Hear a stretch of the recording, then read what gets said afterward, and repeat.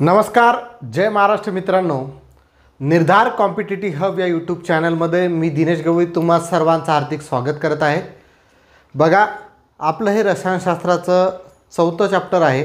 या 4थ्या चॅप्टरमध्ये मी जे पॉईंट सांगणार आहे किंवा हा जो 4था चॅप्टर आहे यावरचे एकूण एक पॉईंटवरती प्रश्न हा तुमची स्टाफ सिलेक्शन असेल, रेल्वे असेल, त्याचबरोबर इतर ज्या स्पर्धा परीक्षा आहेत त्यामध्ये एकूण एक पॉईंटवरती प्रश्न विचारलेला आहे. हा जो टॉपिक आहे हा अत्यंत महत्त्वाचा असणारा हा चॅप्टर आहे किंवा टॉपिक आहे, ज्याला आपण आवर्त सारणी म्हणतो. तर आवर्त सारणी कशी तयार झाली किंवा आवर्त सारणी कशाला म्हणतात, तर आपण आधीच्या लेक्चरमध्ये पाहिलं की मूलद्रव्य जे आहेत 118 मूलद्रव्य ज्ञात आहेत. त्यामधले धातू आहेत, अधातू आहेत आणि धातू सदृश्य आहेत, बरोबर आहे. मग या मूलद्रव्यांचे गुणधर्म काय असतात किंवा मूलद्रव्याचे गुणधर्म कसे ओळखता येतील यासाठी वेगवेगळ्या शास्त्रज्ञांनी काय केले, शोध लावले, प्रयत्न केले, बरोबर आहे ना. मग सर्वप्रथम जो आहे प्रोटस 1815 मध्ये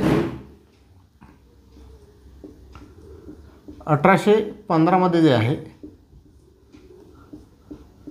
प्रोटस या शास्त्रज्ञाने असा शोध लावला की हायड्रोजन जो आहे हा मूलभूत मूलद्रव्य असून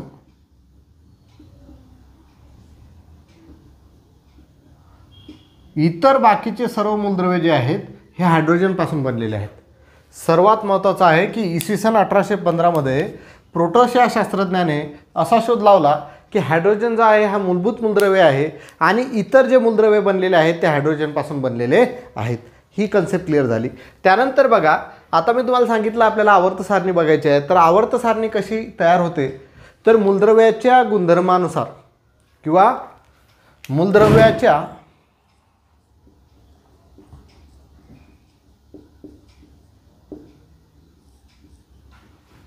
गुणधर्मानुसार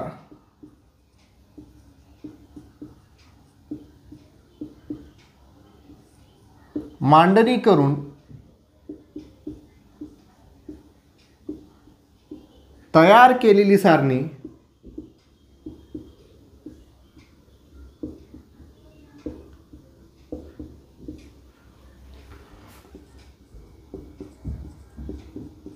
त्याला आवर्त सारणी असे म्हणतात.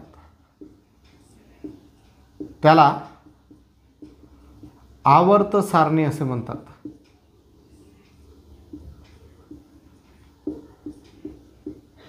सारणी म्हणजे काय, टेबल आहे ना. तर टेबल तयार केला, पण कशाच्या बाबतीत, मूलद्रव्याच्या गुणधर्मानुसार मांडणी करून तयार केलेली सारणी त्यालाच आपण काय म्हणतो, आवर्त सारणी म्हणतो. म्हणजे मूलद्रव्याचे गुणधर्मामध्ये काही साम्य असेल किंवा त्यामधले जे विशिष्ट गुणधर्म आहेत त्यानुसार त्याची जी मांडणी केली त्यापासून जी सारणी बनवली त्यालाच आपण आवर्त सारणी असे म्हणतो. तर डायरेक्ट आवर्त सारणी तयार झाली का, नाही, त्या एक एक स्टेजने गेली. प्रत्येकाने वेगवेगळ्या शास्त्रज्ञाने काही काही गोष्टी शिकत गेला आणि सर्वप्रथम जर पाहिलं तर काहीच मूलद्रव्ये ज्ञात होते. आता जवळपास 118 आहेत, आहे ना. तर पहिले एवढी मूलद्रव्ये यात ज्ञात नव्हती आपल्याला. तर मग सुरुवातीला जो आहे डोबेरायनर, अत्यंत महत्त्वाचं, एकूण एक पॉईंट महत्त्वाचा आहे. डोबेरायनर ची त्रिके, ठीक आहे. त्रिके म्हणजे काय, 3. इथं त्रि म्हणजे 3 आपल्याला लक्षात येते. तर डोबेरायनरची त्रिके म्हणजे काय आहे, तर बघा, डोबेरायनर या शास्त्रज्ञाने काय केलं की मूलद्रव्याच्या गुणधर्मानुसार त्याची 3 गटामध्ये मांडणी केली. त्यालाच त्याने काय म्हटलं, त्रिके म्हटलं. मूलद्रव्याच्या गुणधर्मानुसार त्याने 3 गटामध्ये मांडणी केली, त्यालाच काय म्हटलं, त्याने त्रिके म्हटलं. 3 गटात मांडणी केली. 3 गटात मांडणी केली म्हणजेच काय, माझ्या म्हणण्याचा अर्थ काय आहे बघा, की 3 मूलद्रव्याचा एक गट तयार केला, ठीक आहे. नाही तर 3 गट म्हणसान तुम्ही. 3 मूलद्रव्याचा एक गट तयार केला म्हणजेच एका गटामध्ये किती मूलद्रव्य, 3 मूलद्रव्य, अशी मांडणी केली. त्यालाच काय म्हटलं, त्रिके म्हटलं. मग त्याने मांडणी कशी केली, तर याने काय केलं की डोबेरायनरनं काय केलं, डोबेरायनरच्या असं लक्षात आलं की मूलद्रव्याची त्याच्या अणुवस्तुमानांकाच्या नुसार जर चढत्या क्रमाने मांडणी केली, मूलद्रव्याची त्याच्या अणुवस्तुमानांकाच्या, अणुवस्तुमानांक आणि अणुअंक हे तुम्हाला मी ऑलरेडी शिकवलेलं आहे, ठीक आहे. अणुअंक कशाने दर्शवतो आपण, झेडने दर्शवतो आणि अणुवस्तुमानांक आपण एने दर्शवतो, ॲटॉमिक मास, बरोबर आहे. आणि अणुअंक आणि अणुवस्तुमानांक याची व्याख्यासुद्धा मी तुम्हाला ऑलरेडी सांगितलेली आहे. मग डोबेरायनरनं काय केलं की मूलद्रव्याची चढत्या क्रमाने मांडणी केली. कशानुसार, अणुवस्तुमानांकाच्या चढत्या क्रमानुसार मांडणी केली असता त्याला असं आढळलं की मधल्या मूलद्रव्याचे गुणधर्म हे पहिल्या आणि तिसऱ्या मूलद्रव्याच्या सरासरी इतके, मधल्या मूलद्रव्याची जी सरासरी आहे किंवा मधल्या मूलद्रव्याचे जे वस्तुमान आहे हे पहिल्या आणि तिसऱ्या मूलद्रव्याच्या वस्तुमानाच्या सरासरी इतकं आहे. ठीक आहे, म्हणजेच लक्षात आलं. बघा फॉर एक्झाम्पल मी तुम्हाला समजून सांगतो की लिथियम आहे Li, सोडियम आहे Na, पोटॅशियम आहे K. ठीक आहे, लिथियमचा अणुवस्तुमानांक आहे 6.9, सोडियमचा अणुवस्तुमानांक आहे 23 आणि पोटॅशियमचा आहे 39. ठीक आहे, आता बघा हा पहिला मूलद्रव्य, हा दुसरा आणि तिसरा. माझं म्हणण्याचं काय आहे की पहिला आणि तिसऱ्या मूलद्रव्याच्या अणुवस्तुमानांकाची सरासरी ही मधल्या मूलद्रव्याच्या अणुवस्तुमानांका इतकी असते. म्हणजे याची जर सरासरी काढली तर एवढी येईल. मग सरासरी काय म्हणजे काय की पहिल्या आणि तिसऱ्या मूलद्रव्याची सरासरी, वस्तुमानांकाची सरासरी. म्हणजेच आपण सरासरी बरोबर काय असते, दिलेल्या संख्यांची बेरीज भागेला एकूण संख्या. मग दिलेल्या संख्या कोणत्या आहेत, पहिली आणि तिसरी संख्या. पहिली संख्या म्हणजेच अणुवस्तुमानांक काय, लिथियमचा 6.9 अधिक पोटॅशियमचा किती आहे 39 भागेला एकूण संख्या म्हणजेच किती आहेत, 2 संख्या आहेत, भागेला 2. बेरीज जर केली 9 9 18. ठीक आहे, पॉईंट दिला काय राहिलं रे, 9 9 18, सॉरी चुकलं माझं, 9 येईल डायरेक्ट. 39 आणि 6 किती झाले 45, 45.9 भागेला 2. 45.9 म्हणजेच काय, जवळपास 46. 46 भागेला 2 जर केलं तर उत्तर किती येतं रे, 23. बरोबर आहे. मग 23 जे आहे हे वस्तुमान कशाचं आहे, सोडियमचं आहे. म्हणजे डोबेरायनरचं म्हणणं काय होतं की मूलद्रव्याची त्याच्या अणुवस्तुमानांकाच्या चढत्या क्रमानुसार जर मांडणी केली तर पहिल्या आणि तिसऱ्या मूलद्रव्याच्या अणुवस्तुमानांकाची सरासरी हे मधल्या मूलद्रव्याच्या अणुवस्तुमानांक इतकी असते. सरासरी जी आहे ही मधल्या मूलद्रव्याच्या अणुवस्तुमानांक इतकी असते. हे डोबेरायनरचं त्रिक आहे. ठीक आहे, मग आता याच्यामध्ये बघा जेव्हा डोबेरायनरनं ही त्रिक शोधली त्यावेळेस खूप कमी मूलद्रव्य ज्ञात होती. ठीक आहे, खूप कमी मूलद्रव्य ज्ञात होती आणि त्यावेळेस जो आहे त्यामधल्या बऱ्याच जे मूलद्रव्याचे गुणधर्म आहेत किंवा त्रिकाची जी पद्धत आहे हे भरपूर मूलद्रव्यांना लागू होत नव्हती. त्यामध्ये खूप कमी मूलद्रव्ये ज्ञात होती आणि त्यामधल्या बऱ्याचशा मूलद्रव्यांना ती डोबेरायनरची त्रिक हा जो नियम होता हा लागू होत नव्हता. त्यामुळे हा जो प्रयत्न जो आहे हा काय झाला, असफल झाला असं आपल्याला म्हणता येईल. आणि सर्वप्रथम जो आहे डोबेरायनर या शास्त्रज्ञाने काय केलेलं आहे, प्लॅटिनमचा उत्प्रेरक म्हणून वापर केलेला आहे. हे लक्षात ठेवा, प्लॅटिनमचा उत्प्रेरक म्हणून वापर केलेला आहे, हे लक्षात ठेवा. ठीक आहे, हा चॅप्टर जो आहे अत्यंत महत्त्वाचा आहे. नोट्स तुम्हाला देऊन टाकेल, काही प्रॉब्लेम नाही.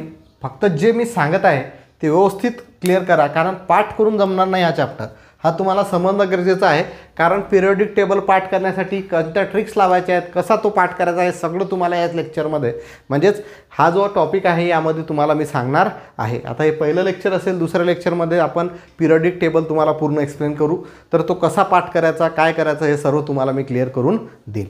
तर आतापर्यंत आपण बघितलं की जो आहे 1815 प्रोटो शास्त्रज्ञाने असा शोध लावला की हायड्रोजन हे मूलभूत मूलद्रव्य आहे आणि इतर सर्व मूलद्रव्ये जी आहेत ती त्यापासून बनलेली आहे.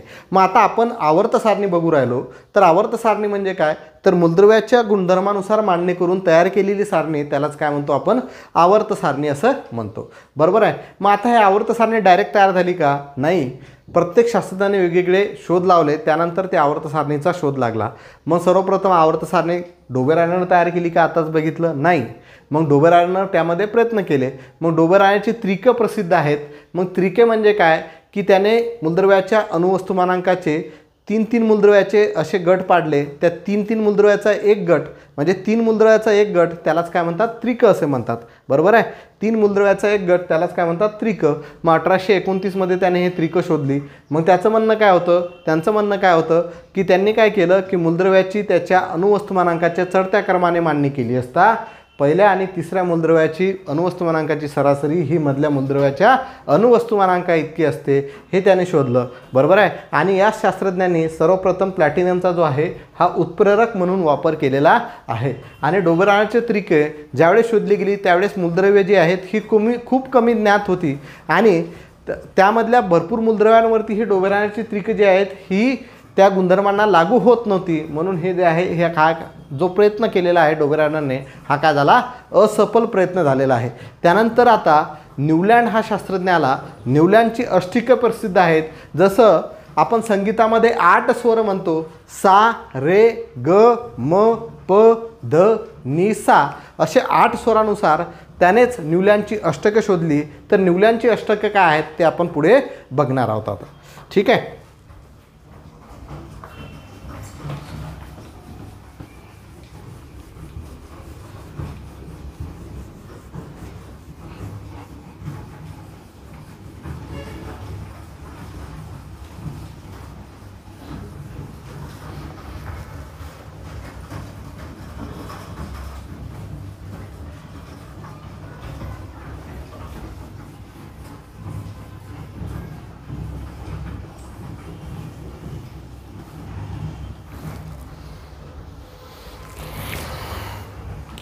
न्यूलँडची अष्टके त्याला ऑक्टेव्ह रूल म्हणतात.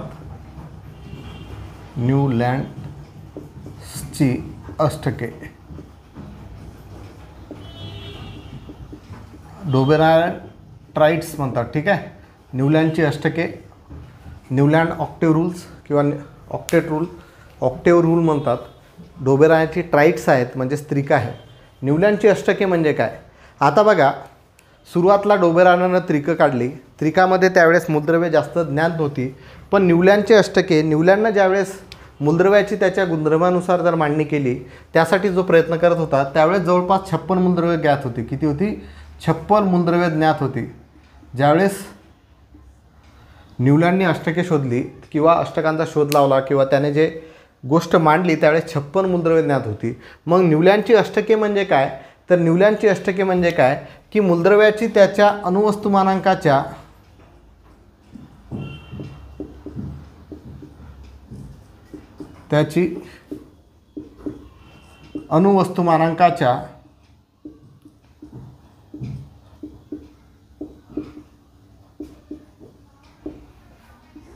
चढत्या क्रमाने मांडणी केली असता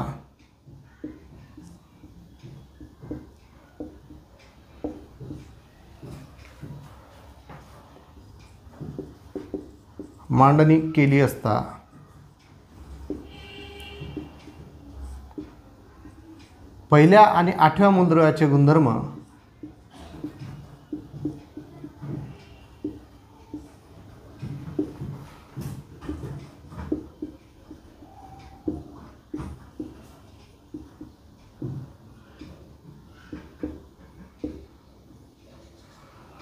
पहिल्या आणि 8व्या मूलद्रव्याचे गुणधर्म सारखेच असतात.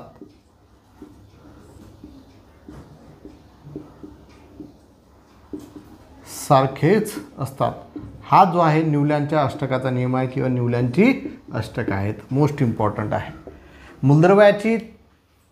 मूलद्रव्याची त्यांच्या अणुवस्तुमानांकाच्या चढत्या क्रमाने मांडणी केली असता पहिल्या आणि 8व्या मूलद्रव्याचे गुणधर्म सारखेच असतात. हा जो आहे न्यूलँडच्या अष्टकाचा नियम आहे किंवा ही जी आहेत न्यूलँडची काय आहेत, अष्टक आहेत. आता न्यूलँडने जेव्हा ही अष्टकाचा शोध लावला त्यावेळेस 56 मूलद्रव्ये ज्ञात होती. मग त्याने कुठूनपासून हायड्रोजन हा जो आहे हा पहिला आपलं मूलद्रव्य आणि शेवटचा जो मूलद्रव्य होता तो होता थोरियम TH. इथून हायड्रोजनपासून तो थोरियमपर्यंत त्यांनी जे मूलद्रव्याच्या अणुवस्तुमानांकानुसार त्याने मांडणी केली. पण हे मूलद्रव्यांच्या अष्टकाचा नियम जो आहे हा थोरियमपर्यंत लागू होत नव्हता, फक्त कॅल्शियमपर्यंत लागू होत होता. ठीक आहे, कार्बनपर्यंत लागू होत होता. त्याच्यापुढे तो लागू होत नव्हता. म्हणजे हायड्रोजनपासून पुढे जर 8 मूलद्रव्यापर्यंत गेलो तर हायड्रोजनचा आणि 8व्या मूलद्रव्य जर पुढचं राहील त्याचे गुणधर्म काय येत होते, सारखे येत होते. ह्या जो नियम आहे हा कार्बनपर्यंतच लागू होत होता, त्याच्यापुढे हा नियम लागू होत नव्हता. हे त्यामधलं डिमेरिट्स आहे. हे जे आहे त्यामधलं काय आहे, डिमेरिट्स आपल्याला म्हणता येईल. ठीक आहे. तर आता मी तुम्हाला ऑलरेडी सांगितलं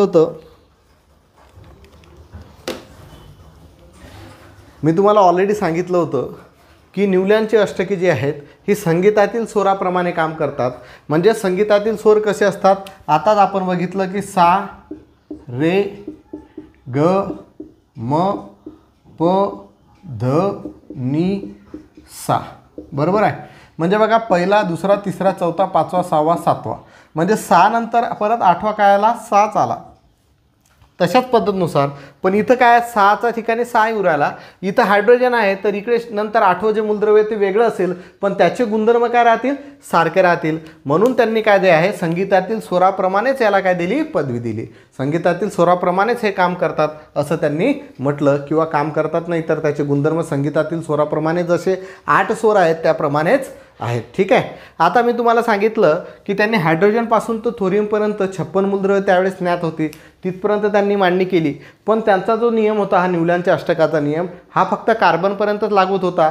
कार्बन नंतर पुढचे जे मूलद्रव्य आहे त्याचे जर 8व्या मूलद्रव्यानुसार म्हणजे कार्बनपासून पुढचे 8-7 मूलद्रव्य घेतले तर तिथं तो लागू होत नव्हता. पुढचे अजून 7-8 घेतले परत लागू होत नव्हता. पुढचे 8 घेतले तर तिथं तो नियम लागू होत नव्हता. म्हणजे हा सुद्धा काय झाला, असफल प्रयत्न झाला. त्यानंतर बघा आता त्यावेळेस 56 मूलद्रव्य ज्ञात होती पण बाकीचे नंतर भरपूर, आता आपल्याला माहीत आहे 118 मूलद्रव्य आहेत. मग ते आता पुढे जर मूलद्रव्य ज्ञात होतील त्यासाठी त्यांनी जागा सोडली नाही. न्यूलँडच्या अष्टकामध्ये जी अष्टके त्यांनी मांडली तर मध्ये त्यांनी कुठेही जागा सोडली नाही, किंवा पुढे जे आहेत इथं एखादं मूलद्रव्य असू शकेल की त्याची जे गुणधर्म आहेत त्याचे सारखे राहतील, किंवा ही एखादी रिकामी जागा त्यांनी सोडली नाही. 1 म्हणा, 2 म्हणा, 5 म्हणा अशी कुठेही त्यांनी रिकामी जागा सोडली नाही. म्हणजे हा त्यामुळे काय झाला, असफल प्रयत्न झाला. आणि वेगवेगळे गुणधर्म असणारे 2 मूलद्रव्य त्यांनी एकाच बॉक्समध्ये लिहिले. फॉर एक्झाम्पल त्याला आपल्याला कोणतं म्हणता येईल, एक आहे निकेल आणि कोबाल्ट. निकेल आणि कोबाल्ट त्यांनी एकाच बॉक्समध्ये लिहिलं. त्याचबरोबर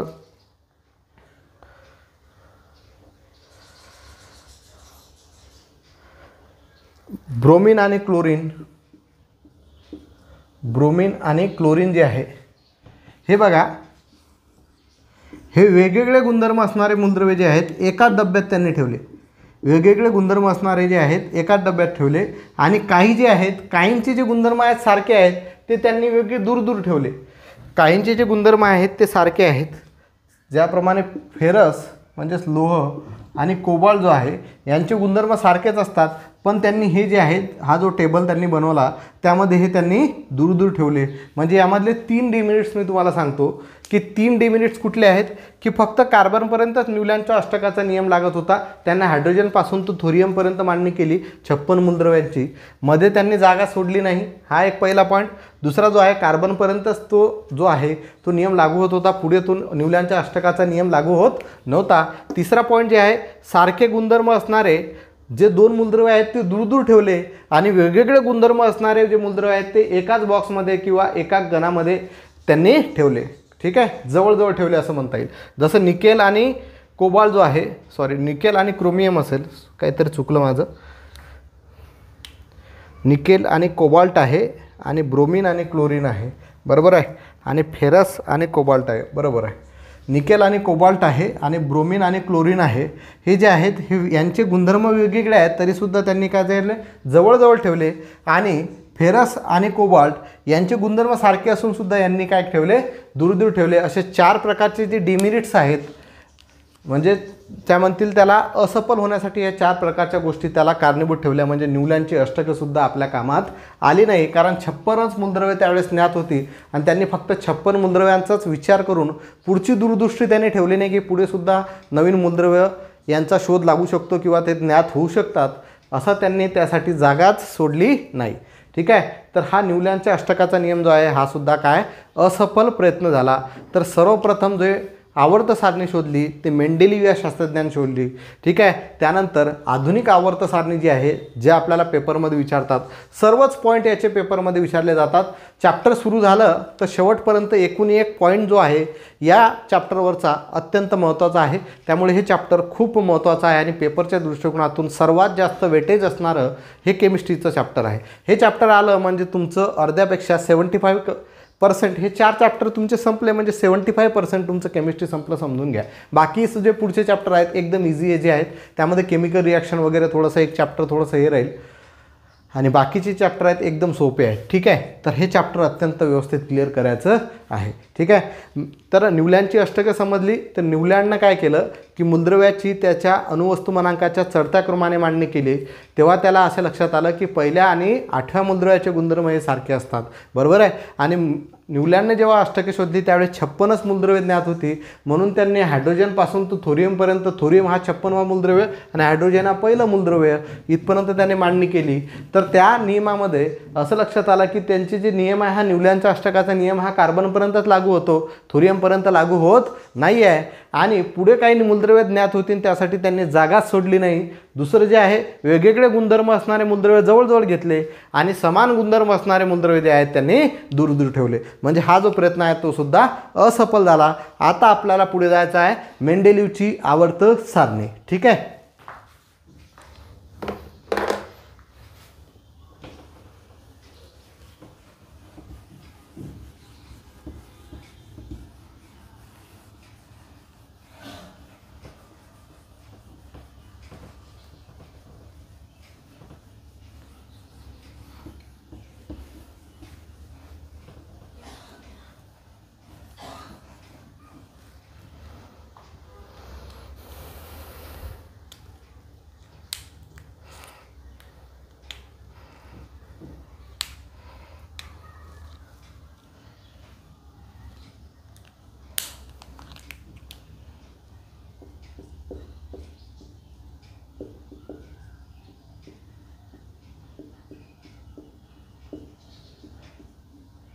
मेंडेलिव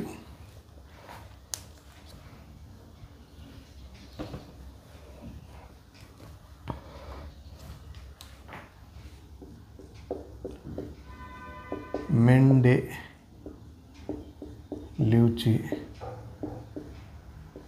आवर्त सारणी.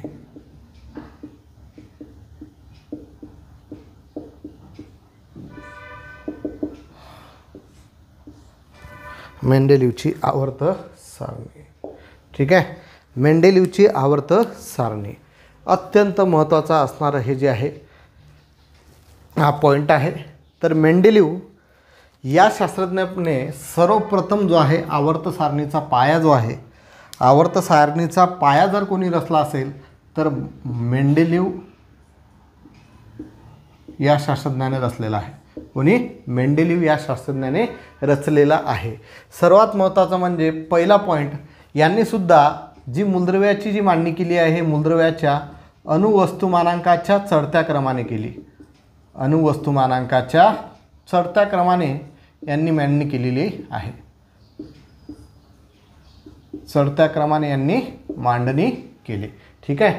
दुसरा महत्त्वाचा पॉईंट यामध्ये, आता बघा, चढत्या क्रमाने मांडणी केली तर त्यांनी चढत्या क्रमाने मांडणी केली असता मूलद्रव्याचे आणि रासायनिक व भौतिक गुणधर्म हे सुद्धा त्यांनी अभ्यासले. त्या मूलद्रव्याचे रासायनिक आणि भौतिक गुणधर्म काय आहेत हे सुद्धा त्यांनी अभ्यासले आहेत. ठीक आहे. आता मेंडेलिवने आवर्त सारणी तयार केली म्हणजे टेबल तयार केला.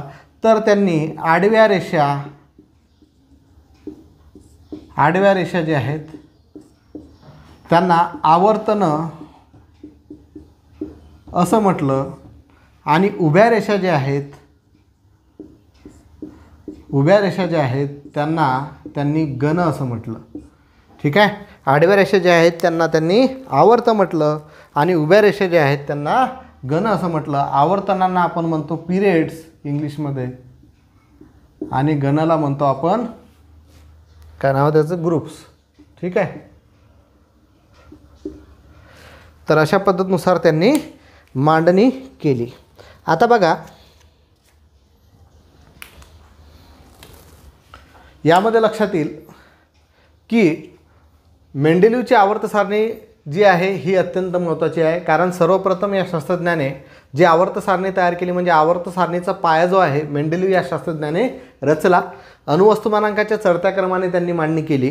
ठीक आहे. आणि त्यांनी मांडणी करताना रासायनिक आणि भौतिक गुणधर्मसुद्धा त्यांचे चेक केले. ठीक आहे. तर त्यावेळेस त्यांनी जे आडव्या रेषा आहेत त्यांना आवर्तनं म्हटली आणि जे उभ्या रेषा आहेत त्यांना त्यांनी गण असं म्हटलं. आता लक्षात घ्या, मेंडेलिव्हची आवर्त सारणी उभ्या रेषा ज्याला गण म्हणतो, ग्रुप्स म्हणतो, आणि आडव्या रेषा त्याला आपण म्हणतो आवर्तनं. बरोबर आहे. आता बघा, मेंडेलिव्ह जेव्हा या आवर्त सारणीचा शोध लावला त्यावेळेस 63 मूलद्रव्ये ज्ञात होती. किती मूलद्रव्ये ज्ञात होती? 63 मूलद्रव्ये. आणि जेव्हा न्यूलँडने अष्टके शोधली त्यावेळेस किती मूलद्रव्ये ज्ञात होती? 56 मूलद्रव्ये. आणि ज्यावेळेस डोबेराननं त्रिक शोधली त्यावेळेस खूपच कमी मूलद्रव्ये ज्ञात होती. ठीक आहे. तर यावेळेस 63 मूलद्रव्ये ज्ञात होती.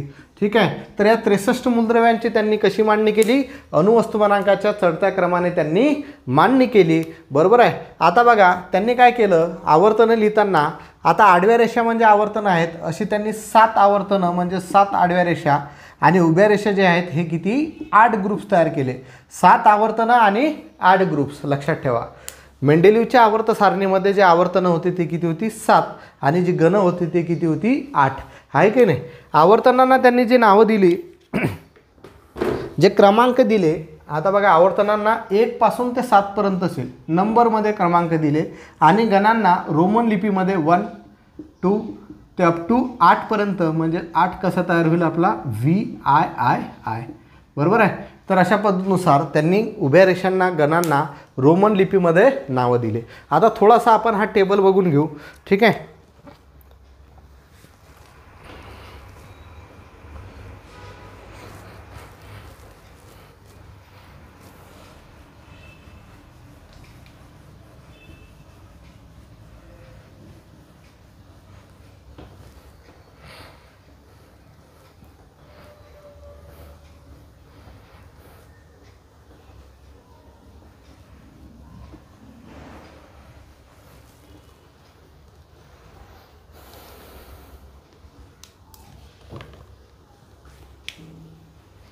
आता समजा ही पहिली, हा एक ग्रुप, हा दुसरा, तिसरा, चौथा, 5वा, 6वा, 7वा आणि 8वा.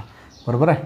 म्हणजे याला 1, 2, 3, 4, 5, 6, 7 आणि 8. ठीक आहे. हे झालं. आता आपल्याला आडव्या रेषा किती आहेत? 7. याला पहिलं नाव. ठीक आहे. हे दुसरं नाव, हे तिसरं, चौथं, हे 5वं, हे 6 आणि हे 7. बरोबर आहे. इथपर्यंत काय अडचण आहे? इथपर्यंत काय अडचण आहे का? बघा, ही जी उभ्या रेषा यांना म्हटलं, याला काय म्हटलं आपण? गण म्हटलं. काय म्हटलं? उभ्या रेषा ज्या आहेत त्यांना आपण गण म्हटलं, ग्रुप्स म्हटलं. ते ग्रुप्स किती होते? 8 होते. किती ग्रुप्स होते? 8. आणि ही जी आडव्या रेषा आहेत, अशा आडव्या रेषा यांना काय म्हटलं? आवर्तनं म्हटलं. आवर्तने. आणि ते किती आहेत? पिरियड्स त्याला इंग्लिशमध्ये म्हणतात. पिरियड जे आहेत ते किती आहेत? 7. हे पॉईंट परीक्षेमध्ये विचारलेले आहेत. ठीक आहे. आता मेंडेलिव्हच्या आवर्त सारणीने ज्यावेळेस किती मूलद्रव्ये ज्ञात होती? 63 मूलद्रव्ये ज्ञात होती. बरोबर. 63 मूलद्रव्ये ज्ञात होती. यांनी सुद्धा जे काय केलं आहे की त्यांची जी मांडणी केलेली आहे अणुवस्तुमानांकाच्या चढत्या क्रमानुसार त्यांनी त्यांची मांडणी केली. अणुवस्तुमानांकाच्या चढत्या क्रमानुसार. ठीक आहे. आता बघा, न्यूलँडच्या अष्टकामध्ये 56 मूलद्रव्ये ज्ञात होती, हायड्रोजनपासून तर थोरियमपर्यंत. आता यावेळेस 63 मूलद्रव्ये ज्ञात आहेत. तर 63 मूलद्रव्ये त्यांनी तर लिहिली, पण मध्ये मध्ये काही मूलद्रव्ये त्यांनी जागा रिकाम्या सोडल्या. म्हणजे जो न्यूलँडने चुकी केली होती ती त्यांनी इथं चुकी केली नाही. आणि ते जी 3 जागा त्यांनी सोडल्या होत्या, या पूर्ण मेंडेलिव्हच्या आवर्त सारणीमध्ये 3 रिकाम जागा त्यांनी सोडल्या होत्या, त्याला त्यांनी नाव दिलं होतं इका बोरान, इका, दुसरं नाव आहे इका ॲल्युमिनियम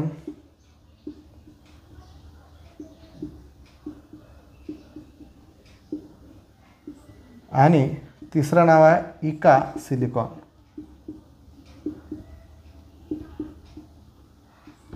ही 3 रिकाम जागा असणारी मूलद्रव्ये त्यांनी सोडली होती आणि त्यांना इका बोरान, इका ॲल्युमिनियम आणि इका सिलिकॉन असं या पूर्ण टेबलमध्ये हे 3 रिकाम जागा त्यांनी सोडल्या होत्या. त्यांना 3 नावं दिली होती, इका बोरान, इका ॲल्युमिनियम आणि इका सिलिकॉन. ठीक आहे, लक्षात येऊ राहिलं काय सांगू राहिलो की 63 पर्यंत तर मूलद्रव्ये त्यांनी लिहिली, पण मध्ये त्यांनी जागा सोडली की हे मूलद्रव्ये पुढे ज्ञात होतील.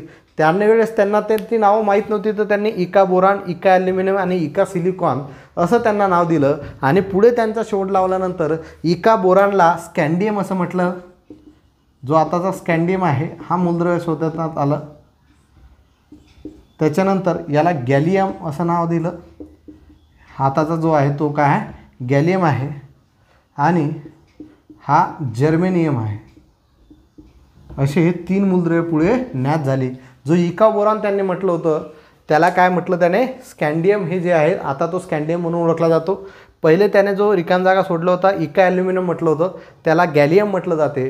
आणि इका सिलिकॉन जो आहे त्याला आता जर्मेनियम म्हटलं जाते. हे म्हणजे ही तीन जी मूलद्रव्ये होते त्यावेळेस ज्ञात नव्हती, आता ती ज्ञात झाली. आणि ती परफेक्ट ज्ञात झाल्यानंतर त्यांना ही नावं पडली. म्हणजे त्यांनी पुढचं भविष्यसुद्धा पुढे काय असेल किंवा हे मूलद्रव्ये आहेत आणि ते पुढे त्यांचा शोध लागेल एवढं त्यांनी पुढची दूरदृष्टी त्यामध्ये ठेवली होती, जिथं न्यूलँडच्या अष्टकामध्ये ती दूरदृष्टी नव्हती. आता बघा, हा परीक्षेमध्ये प्रश्न विचारतो की हे जे 3 रिकाम जागा त्यांनी सोडल्या होत्या त्या 3 रिकाम जागामध्ये इका बोरॉनला सध्या काय म्हणतात, स्कॅन्डियम म्हणतात. इका ॲल्युमिनियमला सध्या काय म्हणतात, गॅलियम म्हणतात. आणि इका सिलिकॉनला सध्या काय म्हणतात, जर्मेनियम म्हणतात. तर हे आपल्याला लक्षात ठेवण्यासाठी एक ट्रिक्स आहे, एक ट्रिक तुम्हाला सांगतो.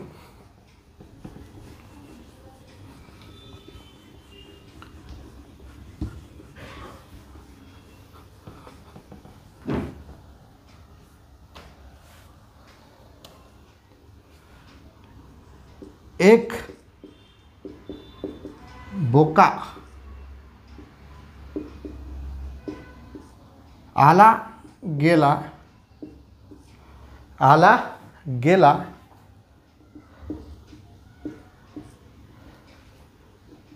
शिमला झाला.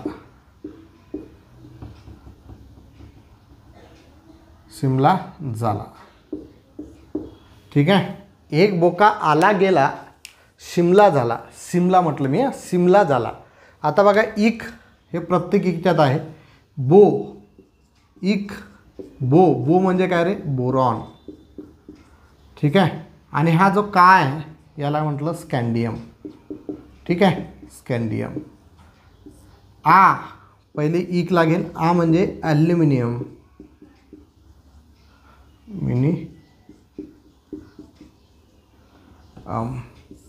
आणि गे म्हणजेच गॅलियम. ठीक आहे, सी म्हणजेच इक का सिलिकॉन,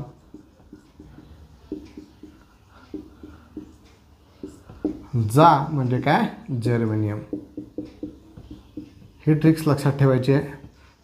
इक बोका आला गेला शिमला झाला. इक बोका आला गेला शिमला झाला. इक बोका आला गेला शिमला झाला. असं थोडंसं लक्षात ठेवलं तर तुम्हाला कन्फ्युजन होणार नाही आणि लक्षात ठेवायला पण सोपं जाईल.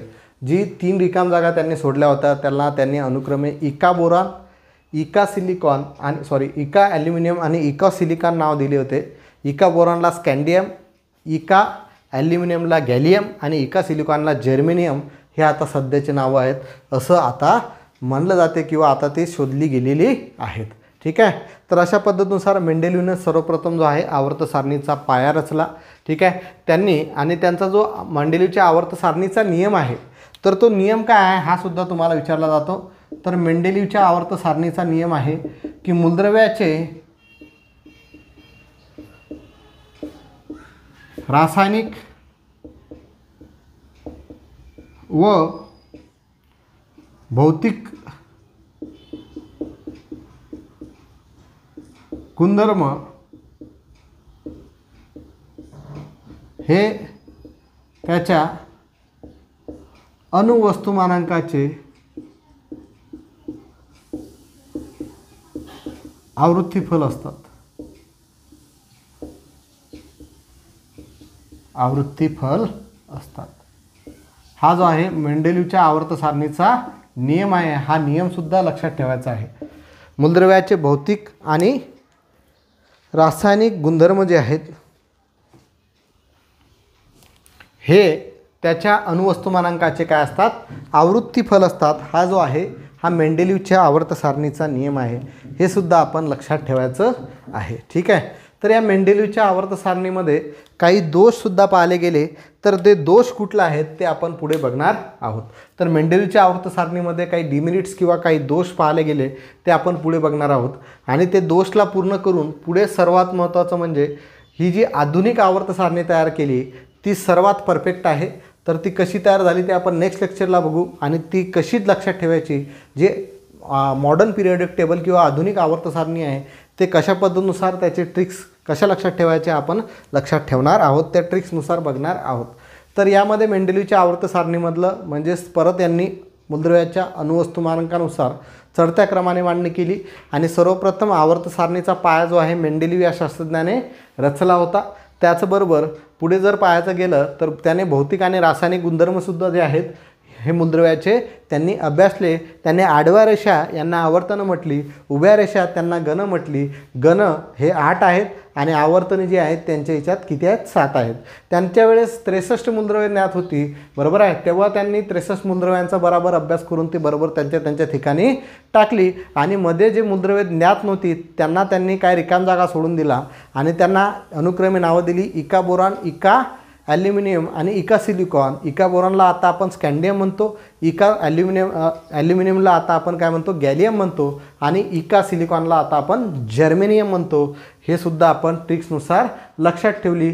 इक बोका आला गेला सिमला झाला, इक बोका आला गेला सिमला झाला. आता या मेंडेलीवच्या आवर्त सारणीमधले दोष आपण बघणार आहोत. मेंडेलीवच्या आवर्त सारणीतील दोष बघा की हायड्रोजन हा अल्कली धातू तसेच हॅलोजनशी साम्य दर्शवतो. म्हणून हायड्रोजनला जो आहे आवर्त सारणीत निश्चित स्थान देता आलेलं नाही आहे. हा सर्वात पहिला दोष आहे मेंडेलीवच्या आवर्त सारणीमधला. हायड्रोजन जो आहे अल्कली धातू हॅलोजनशी साम्य दर्शवतो, म्हणून हायड्रोजनला जो आहे आवर्त सारणीत निश्चित स्थान देता आलेले नाही आहे. दुसरं जो आहे एकाच मूलद्रव्याची विविध अणुवस्तुमाने असलेली समस्थानिके आहेत, म्हणून त्यातील प्रत्येकाला स्वतंत्र स्थान देणे आवश्यक होते, पण इथं स्वतंत्र स्थान दिलेलं नाही. तसेच समस्थानिके रासायनिकदृष्ट्या सारखे असल्यामुळे त्यांना एकच स्थान देणे आवश्यक होते, पण इथं त्यांनी दिलेलं नाही आहे. समस्थानिके आणि तुम्हाला मी सांगितलं होतं आयसोटोप्स आणि आयसोबार्स आहे ना. समस्थानिके म्हणजे काय की ज्यांचे अणुअंक सारखे असतात आणि अणुवस्तुमानांक वेगवेगळे असतात. आणि आयसोबार ज्याला म्हणतो ज्यांचे अणुवस्तुमानांक सारखे असतात आणि अणुअंक काय असतात, अणुवस्तुमानांक वेगवेगळे असतात आणि अणुअंक सारखे असतात, ज्याला आपण आयसोबार्स म्हणतो. ज्याप्रमाणे आपण हायड्रोजनची समस्थानिके बघितली ज्याचा अणुवस्तुमानांक 1 असेल, 2 असेल आणि 3 असेल आणि अणुअंक काय असतो, सारखा असतो, हे आपण बघितलं होतं. तर यामध्ये एकाच मूलद्रव्याची विविध अणुवस्तुमाने असलेली समस्थानिके आहेत, म्हणून त्यातील प्रत्येकाला स्वतंत्र स्थान देणं गरजेचं होतं, पण यामध्ये दिलेलं नाही आहे. तसेच जी समस्थानिके रासायनिकदृष्ट्या सारखी आहेत त्यांना एकच स्थान दिलेलं आहे, तर त्यांना वेगळे केलेलं आहे. हा दुसरा दोष त्यामधला आहे. हे सगळे पेपरमध्ये विचारलेले आहेत. तिसरा जो आहे जास्त अणुवस्तुमान असलेलं मूलद्रव्य जे आहे हे कमी अणुवस्तुमान असलेल्या मूलद्रव्याच्या अगोदर घेतलेलं आहे. ॲक्च्युअलमध्ये आता आपण बघितलं की मेंडेलीवच्या आवर्त सारणीमध्ये परत अणुवस्तुमानांकाच्या चढत्या क्रमाने मांडणी केली, म्हणजे ज्याचं कमी अणुवस्तुमान आहे तो पहिले यायला पाहिजे आणि ज्याचं जास्त अणुवस्तुमान आहे ते अगोदर यायला पाहिजे. म्हणजे कोबाल्टचं अणुवस्तुमान हे जास्त आहे तर तो निकेल नंतर यायला पाहिजे, पण इथं काय आहे कोबाल्ट जो आहे निकेलच्या अगोदर आलेला आहे, म्हणजे हा सुद्धा त्यामधील दोष आहे. तिसरा दोष जो आहे विविध गुणधर्म असलेल्या काही मूलद्रव्यांना एकाच उपगणात ठेवलेले आहे. विविध गुणधर्म ज्याचे आहेत असे काही मूलद्रव्ये त्यांनी एकाच उपगणात ठेवलेले आहे. फॉर एक्झाम्पल मॅंगनीजसोबत त्यांनी हॅलोजन ठेवलेलं आहे. यांचे जे गुणधर्म आहेत हे वेगवेगळे आहेत तरीसुद्धा त्यांनी एकाच उपगणात ठेवलेला आहे. अशा प्रकारचे हे 4 दोष यामध्ये आपल्याला पाहायला भेटतात. पहिला सर्वात महत्त्वाचा दोष की हायड्रोजनला निश्चित स्थान देता आलेलं नाही आहे, कारण तो अल्कली धातू हॅलोजनशी संबंध दर्शवतो, बरोबर आहे. एकाच मूलद्रव्याची विविध समस्थानिके असलेली जी मूलद्रव्ये आहेत ही वेगवेगळ्या ठिकाणी, म्हणून त्याला प्रत्येक अणुवस्तुमानांके असलेली समस्थानिके आहेत, म्हणून त्यातील प्रत्येकाला स्वतंत्र स्थान दिले गेले पाहिजे होतं, पण दिलं नव्हतं. आणि जी समस्थानिके रासायनिकदृष्ट्या सारखी आहेत त्यांना एकच स्थान द्यायला पाहिजे होतं, पण त्यांना वेगवेगळे दिलं. तिसरा महत्त्वाचा पॉईंट जे आहे, ज्याचं जास्त अणुवस्तुमान आहे त्याला नंतर ठेवायला पाहिजे होतं, आणि ज्याचं कमी वस्तुमान आहे त्याला अगोदर ठेवायला पाहिजे होतं. पण त्यांनी काय केलं आहे, इथं कोबाल्ट जो आहे हा निकेलच्या अगोदर आलेला आहे, म्हणजे कोबाल्टचं अणुवस्तुमान जास्त असूनसुद्धा तो निकेलच्या अगोदर आलेला आहे.